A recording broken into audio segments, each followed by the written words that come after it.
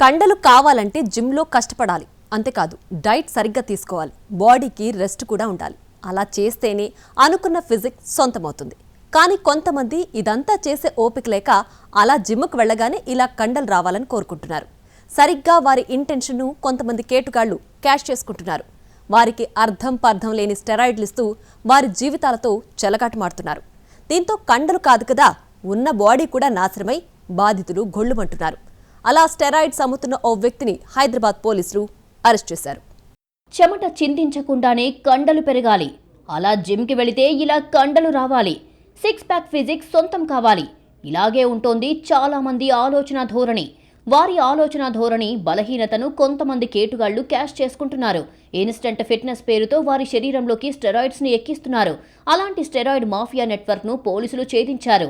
Gym సెంటర్లే అడ్డాగా, వర్కౌట్లు చేసే కుర్రాళ్లే target గా ఈ దందా సాగుతున్నట్లు గుర్తించారు. బాడీ ఫిట్ అవుతుందని, కండలు వస్తాయని మాయమాటలు చెప్పి ఈ ఇంజెక్షన్లను అంటగడుతున్నారు. దీనిపై పక్కా సమాచారం అందుకున్న పోలీసులు నిఘా పెట్టి అక్రమంగా స్టెరాయిడ్స్ విక్రయిస్తున్న వ్యక్తిని పట్టుకున్నారు. నిందితుడిని రషీద్ మత్లూబ్ ఖాన్ గా గుర్తించారు. అతని వద్ద నుంచి 1.60 లక్షల విలువైన స్టెరాయిడ్ ఇంజెక్షన్లు, భారీ సిరంజిలను స్వాధీనం చేసుకున్నారు.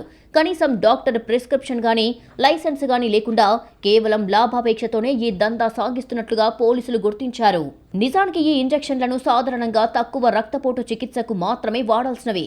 అయితే వాటిని బాడీ బిల్డింగ్ కోసం దుర్వినియోగం చేయడం వల్ల గుండెపోటు, కాలేయ సమస్యలు, ప్రాణాంతక ఆరోగ్య ప్రమాదాలు ఎదురయ్యే అవకాశముందని పోలీసులు హెచ్చరించారు. స్టెరాయిడ్లు కొనుగోలు చేసిన కొంతమంది యువకులకు పోలీసులు కౌన్సిలింగ్ ఇచ్చి పంపించారు. అంతేకాకుండా తప్పనిసరిగా నిపుణులైన వైద్యులను సంప్రదించాలని సూచించారు. జిమ్లో కష్టపడకుండానే ఫలితం రావాలి అనుకునే యువత ఈ ప్రమాదకరమైన మార్గాన్ని ఎంచుకొని ప్రాణాల మీదికి తెచ్చుకుంటున్నారు. అసలు ఈ ఇంజెక్షన్లు ఎక్కడి నుంచి వస్తున్నాయి, వీటి వెనక ఉన్న సూత్రధారులు ఎవరు అనే కోణంలో పోలీసులు దర్యాప్తు ముమ్మరం చేశారు.